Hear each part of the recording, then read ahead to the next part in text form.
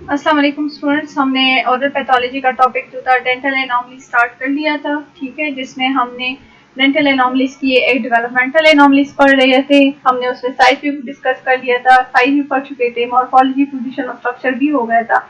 आज हम सारी एक्वाइड भी पढ़ेंगे। एक्वाइड के अलावा जो हमारे पास डिफेक्ट्स ऑफ एनिमल और डेंटिन की जो एनॉमलीज है हम उनको भी डिस्कस करेंगे, ठीक है।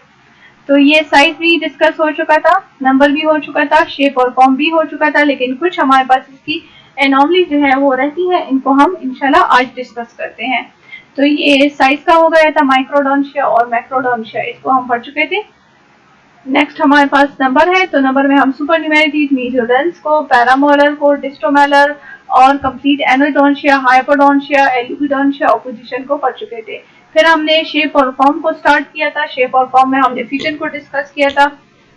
फिजन के बाद हमने जेमिनेशन को डिस्कस किया था। जेमिनेशन के बाद कंक्रेसेंस को भी डिस्कस कर चुके थे। ऑर्डोंटिज्म भी, डायलिटरेशन को भी पढ़ चुके हैं पिछले लेक्चर में, और डेंस इमेजिनेटस और डेंस इन्वेजिनेटस को भी कर चुके थे इनवर्स पल्स के साथ।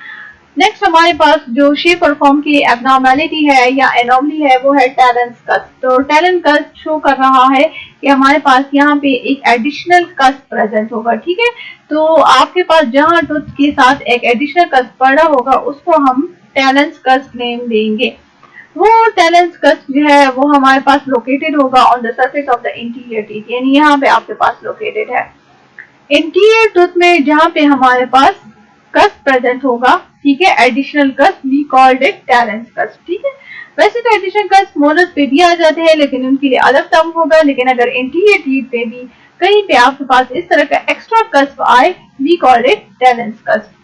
The next one is the Hutchinson incisor. Hutchinson incisor यहाँ पे देखिए, ठीक है, ये Hutchinson incisor है, ये वाला है, देखिए इनकी नॉचेस निकले हुए हैं, ये स्क्रू ड्राइवर शेप है। तो Hutchinson incisor हमारे पास कॉन्जेंटल सिफाइलिस की कंडीशन में ज्यादा होता है। वो बच्चे जिनका कॉन्जेंटल सिफाइलिस उनको होता है, ठीक है, बाय बर्थ से ही उनको ये कॉन्जेनिटल सिफाइलिस हो जाता है। उनकी जो बॉडी है वो काफी ज्यादा वीक कंडीशन में होती है, इस वजह उनके जो इंसाइजर जो टीथ है वो अफेक्टेड होते हैं ज्यादातर। तो हटचिंसन इंसाइजर को हमने इन पेशेंट्स में ज्यादा देखा है। अब उनके टीथ कैसे होते हैं, तो जो उनके लैटरल इंसाइजर्स होते हैं वो हमारे पास ज्यादातर पैक शेप्ड होते हैं, ठीक है। पैक शेप मीन्स इस तरह के शेप के होते हैं, पैक शेप, या फिर स्क्रू ड्राइवर शेप होंगे तो स्क्रू ड्राइवर हमारे पास इस तरह होता है, ठीक है। स्क्रू ड्राइवर जिसे हम स्क्रू को ड्राइव यानी ओपन और क्लोज करते हैं, वहां पे सख्त करते हैं, ठीक है। तो this is the screw driver shape की भी हो सकती है, यहाँ पे ये देखें। तो या तो लेटरल इंसाइजर, ये है लेटरल इंसाइजर, ठीक है, या तो ये पैक शेप की होंगे या इनके इंसाइजर या टी जो है वो स्क्रू ड्राइवर के शेप के होंगे। Then we call it Hutchinson incisor. Widely space tooth होते हैं, इनमें स्पेसिंग होती है, देखिए यहाँ पे भी स्पेस है, यहाँ पे भी स्पेस है, यहाँ पे भी स्पेस है, यहाँ पे भी है, ठीक है। इनकी नॉचेस होती है एट द एंड, ठीक है, ये देखिए इनकी नॉचेस है यहाँ पे, ये देखिए इनके नॉचेस प्रेजेंट है। Then the next condition of the shape and form की जो एनॉमली या एबनॉर्मेलिटी है वो हमारे पास है मलबरी मोलर। तो मलबरी मोलर में क्या होता है, मलबरी लाइक अपीयरेंसेस होती है। अब मलबरी क्या चीज है, अगर आप टूथ जानते हैं तो टूथ हमारे पास मलबरी हम उसको इंग्लिश में कहते हैं, दिस इज द मलबरी, ठीक है, ये टूथ है। अब इनकी तरह अपीयरेंस आपकी ये देखें, टूथ के ऊपर सारे फ्लूइड सरफेसेस के आई हैं, जो पोस्टीरियर टीथ आई देखें कितने छोटे छोटे बहुत सारे कस्प वगैरह आ गए हैं जो मलबरी लाइक अपीयरेंस दे रहे हैं, then we call it mulberry molars. तो ऐसी डेंटल कंडीशन जो कि एसोसिएटेड है विद कॉन्जेंटल सिफाइलस के साथ, यानी कॉन्जेंटल सिफाइलस में भी हमारे पास मलबरी मोलर की शेपिंग देखी गई है। इसके अलावा हमारे पास यहाँ पे क्या चीज होती है, इनकी कैरेक्टराइज इनको किया गया है by the multiple rounded rudimentary enamel cusp, यानी इनेमल लेयर पे काफी ज्यादा छोटे छोटे मल्टीपल जो है कस्प आ जाते हैं on the first permanent molars, ठीक है। तो ज्यादातर मलबरी मोलर हमारे पास कौन से टूथ पे प्रेजेंट होता है, फर्स्ट मोलर्स पे। Dwarf molars with cusp covered with globular enamel growth, हमारे पास इनके इनेमल ड्वार्फ होते हैं, वहां पे जो कस्प होते हैं वो कवर्ड होते हैं विद ग्लोबुलर इनेमल ग्रोथ, यानी उनकी जो इनेमल लेयर होती है वहां पे स्मॉल स्मॉल ग्रोथ होती है। Plus they give the appearance of the mulberry, so we call it mulberry molar, यानी इनकी अपीयरेंस ही मलबरी की तरह है। Then next shape and form यहाँ पे ऐड हो जाता है। हम defects of enamel and dentin को डिस्कस करते हैं कि इनेमल और डेंटिन में कौन सी बाय बर्थ या डेवलपमेंटल डिफेक्ट्स आ जाती हैं, यानी जब टूथ की डेवलपमेंट हो रही थी, जब इनेमल और डेंटिन की डेवलपमेंट हो रही होती है, तो उस टाइम पे ऐसे कौन से डिफेक्ट्स आ जाते हैं जिसकी वजह से हमारे टूथ खराब हो जाते हैं। तो the first one is the amelogenesis imperfecta. Amelogenesis imperfecta में हम सारी इनेमल को डिस्कस करेंगे, यानी इनेमल की इम्परफेक्शन जो है हम इनको डिस्कस करेंगे। So, ऐसे group of conditions which is caused by defects in the genes encoding enamel matrix proteins। हमारे पास टूथ का जो इनेमल पार्ट है, ठीक है, जो आपके पास ऊपर का जो इनेमल पार्ट है, this is the enamel matrix. यहाँ पे हमारे पास इस इनेमल के अंदर मैट्रिक्स प्रोटीन्स कर रहे हैं। तो जो इनकी मैट्रिक्स प्रोटीन्स के लिए जो जीन्स रिस्पॉन्सिबल है, जो जीन्स इनकोड होते हैं, उसमें हमारे पास क्या जाता है, डिफेक्ट आ जाता है। तो उसकी वजह से जो कंडीशंस काज होती है, हमने उनको कलेक्टिवली नेम दिया है एमिलोजेनेसिस इम्परफेक्टा।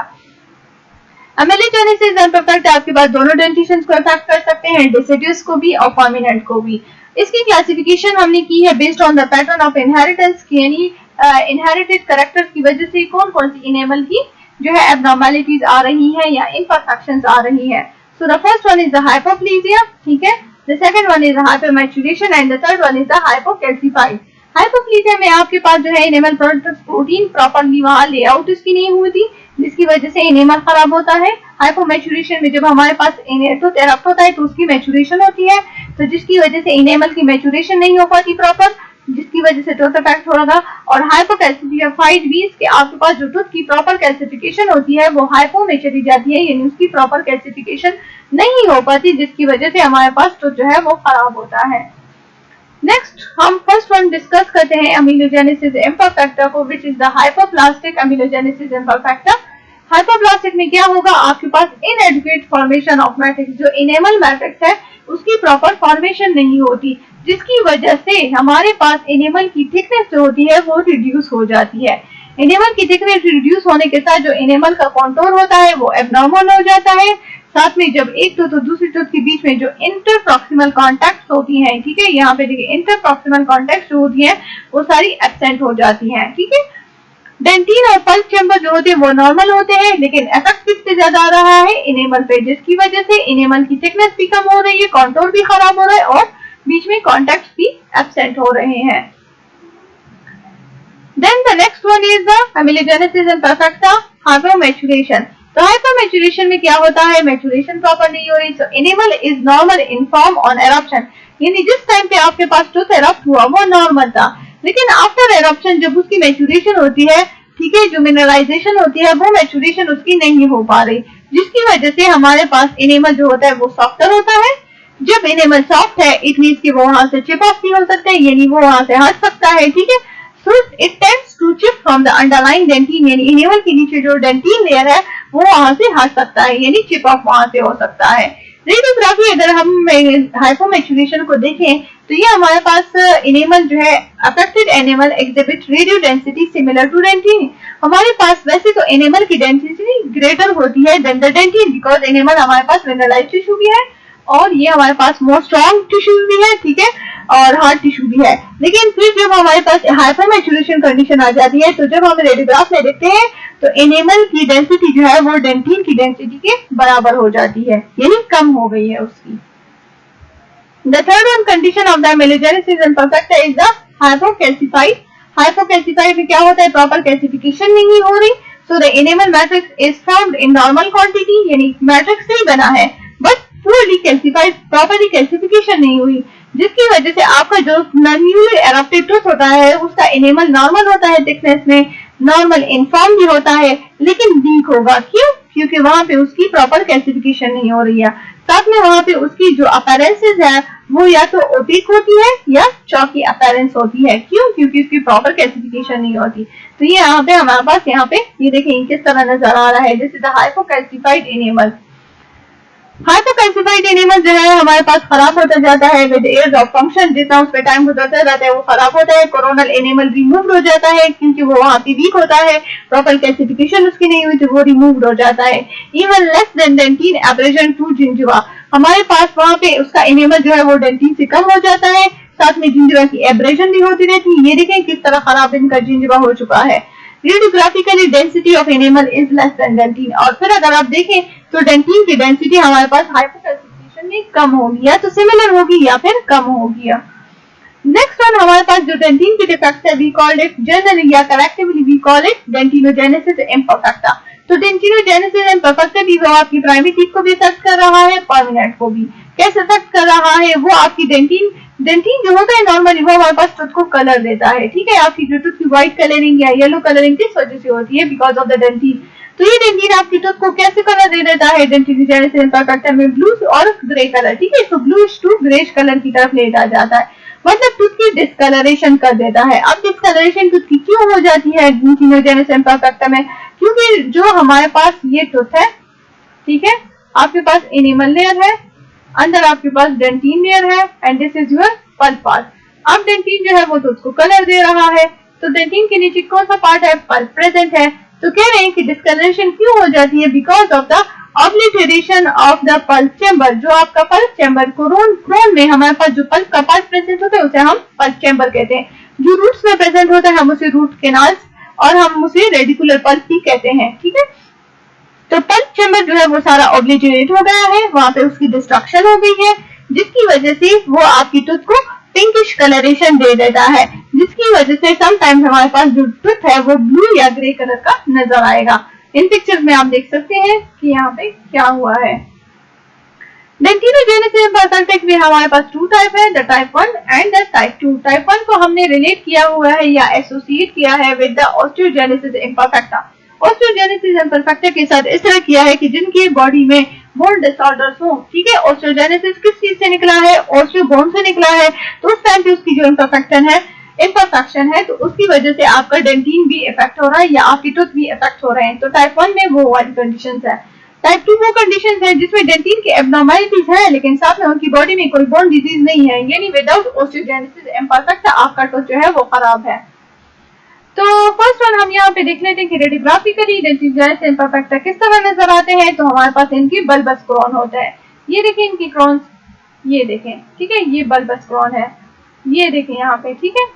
इनकी क्रोन सारे बल्बस टाइप है। सर्वाइकल कंस्ट्रक्शन है, अब ये एरिया है, this is the cervical area. Construct है, थिन है, ठीक है, कंस्ट्रक्ट हुआ है यहाँ पे, ठीक है, वाइड नहीं है। यहाँ पे देखें, ये देखें कंस्ट्रक्ट हुआ है, ठीक है। थिन रूट्स होंगी, इनकी रूट्स देखें, ये थिन होंगी, ठीक है। यहाँ पे देखें, यहाँ पे भी देख सकती हैं, ठीक है। ये वाले देखें, इनमें ज्यादातर थिन दिखाए गए हैं। तो थिन रूट्स होंगी। Early obliteration of the roots के साथ पल्प चैम्बर ऑब्लिटरेशन होगी, यानी पल्प का जो है डिस्ट्रक्शन हो चुका होगा पल्प चैम्बर में भी, साथ में जो केनाल्स है रूट केनाल, यहाँ पे भी सारी डिस्ट्रक्शन हो चुकी होगी। Periapical lesion with no evidence of caries. Periapical lesion यानी टूथ की जो एपिकल पार्ट है, एपेक्स पार्ट है, यहाँ पे आपके पास रेडियोल्यूसेंसी यानी ब्लैक कलर की रेडियोल्यूसेंसी नजर आएगी, यानी यहाँ पे आपके पास पेरीएपिकल लीजन होगा with no evidence of caries, यानी टूथ में कैरीज नहीं है लेकिन यहाँ पे पेरीएपिकल लीजन्स आ चुकी होंगी। नेक्स्ट वन हमारे पास है डेंटिन डिस्प्लेजिया। डेंटिनोजेनेसिस इम्परफेक्टा के बाद हमारे पास डेंटिन डिस्प्लेजिया कंडीशन आ जाता है। डिस्प्लेजिया में हमारे पास क्या होता है? हमारे पास एबनॉर्मल नंबर ऑफ सेल्स होते हैं, ठीक है। हमारे पास सेल्स जो है वो सारे एबनॉर्मल होंगे।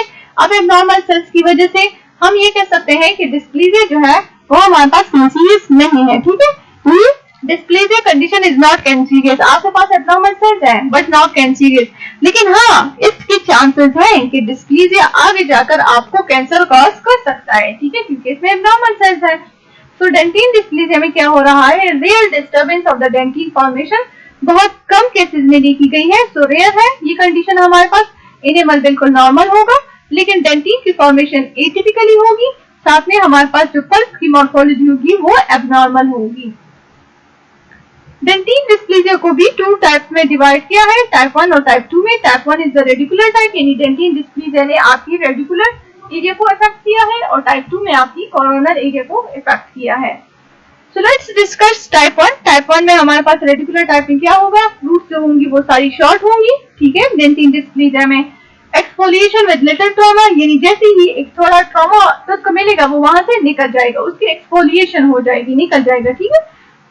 लिटिल ट्रॉमा जैसे कि अगर हम बच्चों को ले लें, उनको डेंटिन डिस्प्लेजिया है, टाइप 1 है, अगर वो गिर गए, उनका टूथ लग गया, ठीक है, किसी चीज के साथ, हार्ड चीज के साथ, तो उसका टूथ निकल जाता है, एक्सफोलिएशन हो जाती है, ठीक है। क्यों? उनके रूट्स शॉर्टर होते हैं, पल्प ऑब्लिटरेट हो चुका होता है बिफोर द एरप्शन से पहले। पेरीएपिकल लीजन्स भी वहां पे होती हैं, कैरीज नहीं होंगी लेकिन पेरीएपिकल लीजन्स प्रेजेंट होती हैं। अगर टाइप 2 को हम देखें तो टाइप 2 हमारे पास जो उनकी कोरोनल पल्सेस होती हैं, they are usually large and they have the thistle tube appearance. This is the thistle tube, ठीक है, ये आपका थिस्टल ट्यूब है। अब टूथ में देखें, टूथ में आपके पास थिस्टल ट्यूब अपीयरेंस किस तरह है, ये देखें, this is the thistle tube appearance, ठीक है, ये यहाँ पे देखें थिस्टल ट्यूब अपीयरेंस दे रहा है। So the type 2 is a coronal type है आपके पास, इसमें आपके पास कोरोनल एरिया में जो पल्प वगैरह होंगे वो सारे थिस्टल ट्यूब अपीयरेंस देंगे। Different with the globules of the abnormal dentin, because dentin में डिस्प्लेसिया कंडीशन है, एब्नॉर्मल सेल्स से वहां पे इनकी फिलिंग हो चुकी होगी। Then next condition is the regional odontodysplasia। अब regional condition है means localized area, एक part की बात हो रही है, ओडोंटो टूथ की बात हो रही है और यहाँ पे डिस्प्लेसिया कंडीशन आ चुकी है, एब्नॉर्मल सेल्स है। सो रीजनल ओडोंटोडिस्प्लेसिया हमारे पास जो है ओडोंटोजेनेसिस इम्परफेक्टा के साथ रिलेटेड है, ओडोंटोजेनेसिस नॉट ओस्टियोजेनेसिस। ओस्टियोजेनेसिस में बोन की इन्वॉल्वमेंट होती है, ओडोंटोजेनेसिस इम्परफेक्टा मीन जब टूथ की डेवलपमेंट हो रही थी तो उस टाइम उस पे इम्परफेक्शन आ गई। इसके टीथ हमारे पास ज्यादातर गोस्ट टाइप टीथ होते हैं। गोस्ट टाइप टीथ, हम इसको गोस्ट टीथ क्यों कहते हैं, क्योंकि इसके अपीयरेंसेस जो होती हैं वो गोस्ट लाइक होती हैं।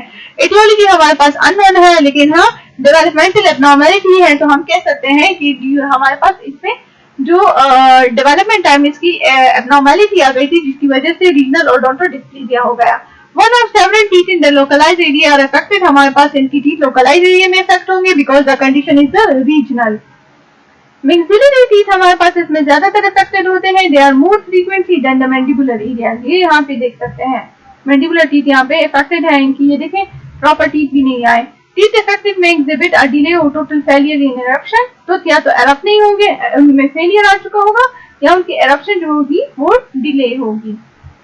अब अगर हम इनको रेडियोग्राफिकली देखें तो इनमें हमारे पास इसकी रेडियो डेंसिटी जो होती है डेंटिन की वो रिड्यूस होगी, ठीक है, प्रॉपर रेडियो डेंसिटी इनकी नहीं होगी। Teeth assume a ghost appearance, that's why we called it goose teeth. Goose teeth हम कौन सी कंडीशन को कहते हैं, रीजनल ओडोंटोडिस्प्लेसिया को। हमारे पास इसमें यहाँ भी इसकी गूस टाइप अपीयरेंसेस होती हैं इन रेडियोग्राफ्स में देखने, ठीक है, जिसकी वजह से हम इनको गूस टीथ कहते हैं। Both enamel plus dentin appear very thin, इनका एनेमल और डेंटिन दोनों थिन होता है रीजनल ओडोंटोडिस्प्लेसिया में, बिकॉज ओडोंटोडिस्प्लेसिया है यानी ओवरऑल टूथ की डिस्प्लेसिया की बात हो रही है। So enamel and dentin are thin, the pulp chamber इनकी क्या होंगी, वो सारी लार्ज होंगी, एरप्शन इनकी डिले होगी और कैरिज की तरफ ये ससेप्टेबल है, इनको कैरिज की चांसेस ज्यादा है। डेवलपमेंटल एब्नॉर्मलिटी सारी यहाँ पे एंड हो चुकी है। नेक्स्ट हमारे पास है एक्वायर्ड कंडीशन। एक्वायर्ड कंडीशन यानी जिनको हम बाद में एक्वायर कर लेते हैं, यानी आपकी टूथ में एब्नॉर्मलिटी इसलिए आई क्योंकि आपने अपने टूथ का ख्याल नहीं रखा, या आपकी टूथ में आपने प्रॉपर ओरल हाइजीन नहीं मेंटेन की थी, आपकी अपनी हैबिट्स इस तरह थी जिसकी वजह से आपकी एब्नॉर्मलिटी या एनॉमली आ गई है। सो दीज कंडीशन ज्यादा एक्वायर्ड, जिनमें हमारा ह्यूमन बींग्स का हाथ होता है, हमारी अपनी वजह से जो डिजीजेस आ जाती हैं या एब्नॉर्मलिटीज आ जाती हैं। So the first one is the attrition. Attrition में क्या होता है, ये आपके अपर टीथ है, ठीक है, ये आपके पास लोअर टीथ है। अपर टीथ और लोअर टीथ जब एक दूसरे के साथ कांटेक्ट में आते हैं तो उनकी ये सरफेसेस जो है वो एट्रेट कर जाती हैं, वेयर ऑफ कर जाती है। We called it wear off. Wear off mean ये यहाँ पे जो है रगड़ की यहाँ से इनकी डिस्ट्रक्शन हो जाती है, यहाँ से हट जाती है, तो इनकी ये सरफेसेस जो है वो फ्लैट हो जाती हैं, ठीक है, टूथ की। तो फिजियोलॉजिकल वेयरिंग है, फिजियोलॉजिकल कंडीशन है, यानी आपकी अपर और लोअर टीथ एक दूसरे के साथ कांटेक्ट में आ रहे हैं जिनकी वजह से उनकी वेयरिंग हो रही है। फर्स्ट फंक्शनल कस्ट जो है वो इसमें हमारे पास ज्यादा इफेक्ट होता है। फ्लैट फैसेट्स हैं जो टूथ के हमारे पास अपर एरियाज हैं, दे बिकम फ्लैट, ठीक है, पल्प चैम्बर और केनाल जो होंगी वो सारी रिड्यूस हो जाएंगी साथ में। तो attrition is this condition. The second one is the abrasion.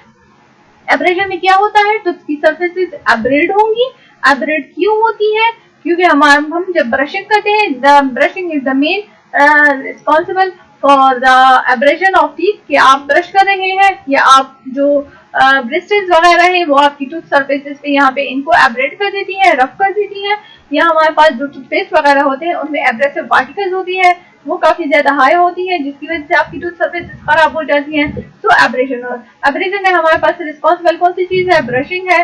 लेकिन कौन से टूथ ज्यादा इफेक्ट होते हैं, प्रीमोलर्स इफेक्ट होते हैं, कैनाइन इफेक्ट होते हैं और इंसाइजर्स इफेक्ट होंगे।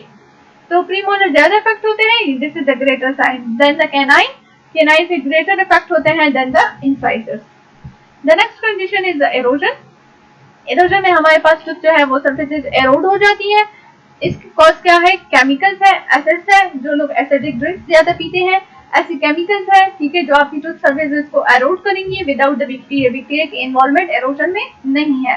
तो जो हमारे पास इस टूथ की जो सर्फेसेस हैं, जो एजेस हैं, वो सारी स्मूथर होंगी देन द एब्रेजन। एब्रेजन में आपके पास जो सर्फेसेस हैं टूथ की, ठीक है, और जो एजेस हैं वो सारी आपके पास स्मूथ नहीं होंगी। लेकिन एरोजन में जब केमिकल थ्रू आपके पास टूथ एरोड हो रहे हैं, खराब हो रहे हैं, तो उसमें आपके साथ जो एजेस होंगी वो स्मूथ होंगी।